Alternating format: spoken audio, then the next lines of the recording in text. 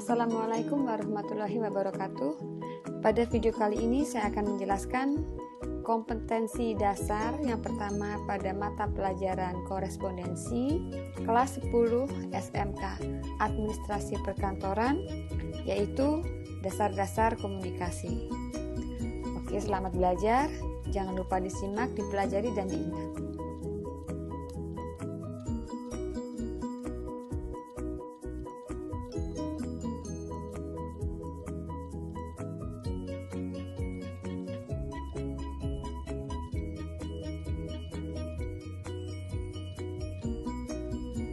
Baik, sekarang bisa kita lihat di slide. Ada beberapa orang dengan bubbles berwarna-warni. Kira-kira apa yang sedang mereka lakukan? Iya, betul, mereka sedang berkomunikasi. Pada komunikasi terdapat dua dasar keterampilan. Keterampilan pertama yaitu menyampaikan. Contohnya seperti berbicara di telepon, menulis text message, menulis email, dan lain sebagainya. Keterampilan yang kedua adalah menerima. Contohnya seperti menerima telepon, membaca email, mendengarkan voice note, dan lain sebagainya. Nah, hasil dari komunikasi ini adalah pernyataan. Sistem penyampaian pernyataan itu ada 3. Yang pertama yaitu sistem penyampaian pernyataan melalui penglihatan, yang kedua pendengaran, dan yang ketiga yaitu kombinasi antara penglihatan dan pendengaran. Selanjutnya adalah proses komunikasi dan unsur komunikasi. Tapi yang pertama akan saya bahas adalah proses komunikasi. Melakukan komunikasi merupakan bagian terpenting dari sebuah aktivitas, baik itu di rumah, di sekolah, maupun di kantor. Tapi yang akan kita fokuskan sekarang adalah komunikasi di kantor, agar timbul pengertian dalam melaksanakan tugas dan dapat menyelesaikannya dengan baik.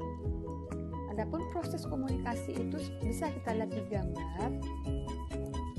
Yang pertama adanya komunikator atau pengirim yang menjadi sumber pesan.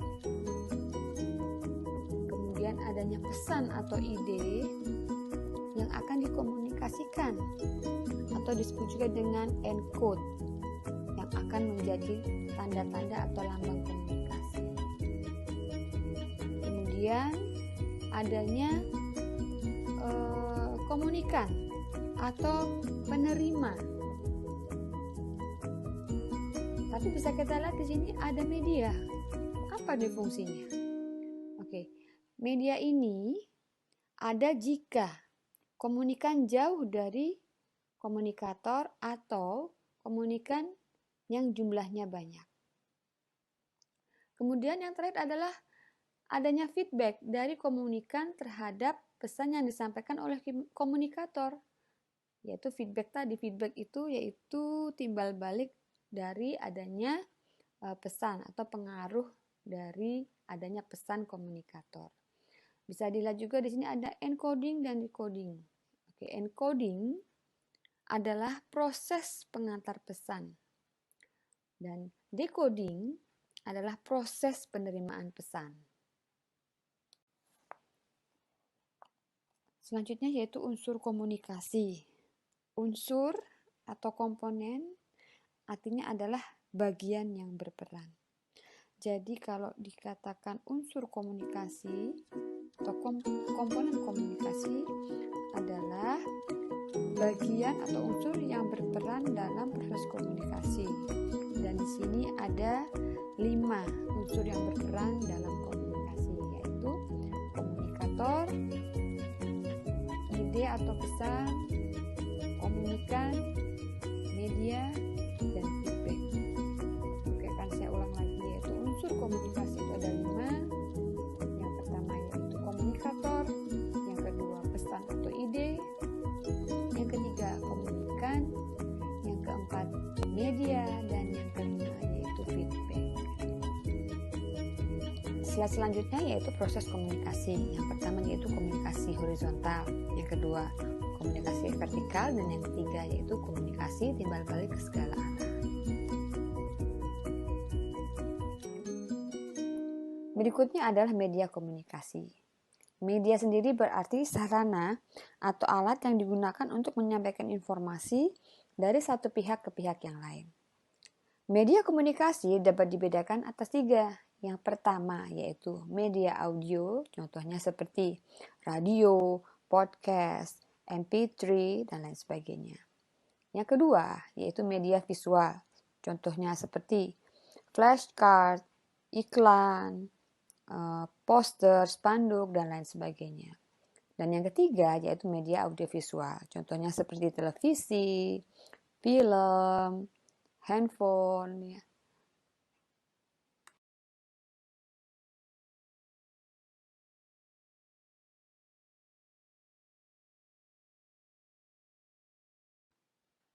Selanjutnya saya akan menjelaskan prinsip komunikasi lisan. Di sini ada 4, yaitu yang pertama suara dan bunyi. Apa perbedaan suara dan bunyi? Suara adalah getaran udara ketika melewati pita suara. Sedangkan bunyi adalah getaran udara yang timbul akibat sentuhan atau pergeseran dua benda. Yang kedua, nada. Nada adalah tinggi rendahnya suara. Dan nada dasar adalah nada yang digunakan sebagai dasar atau basis bagi seseorang yang akan diproyeksikan suaranya. Dan dari modifikasi bunyi atau perubahan bunyi dapat menimbulkan suara yang terdiri dari yang ketiga, yaitu vokal atau konsonan. Vokal adalah suara dari bunyi huruf hidup. Oke, seperti apa bunyi huruf hidup itu? Ya, A, I, U, E, O. Konsonan adalah suara dari bunyi huruf mati seperti C, D, B, G, dan sebagainya. Dan yang keempat adalah kondisi fisik, yaitu kemampuan mengeluarkan suara sangat bergantung pada kondisi fisik ini. Kondisi fisik ini dikenal atau disebut dengan cacat vokal. Contohnya seperti serak, bindeng, gagap, cadel, dan sebagainya. Prinsip berbicara. Prinsip berbicara ini terdiri dari 4. Yang pertama yaitu prinsip motivasi, yang kedua prinsip perhatian, yang ketiga prinsip keinderaan, dan yang terakhir yaitu keempat adalah prinsip pengertian. Untuk jenis komunikasi itu ada 4. Yang pertama yaitu komunikasi intrapersonal, yang kedua komunikasi interpersonal, yang ketiga komunikasi kelompok, dan yang keempat yaitu komunikasi massa. Sedangkan lambang komunikasi itu ada 2. Yang pertama yaitu lambang komunikasi lisan dan tertulis, yang kedua yaitu lambang gerak atau isyarat.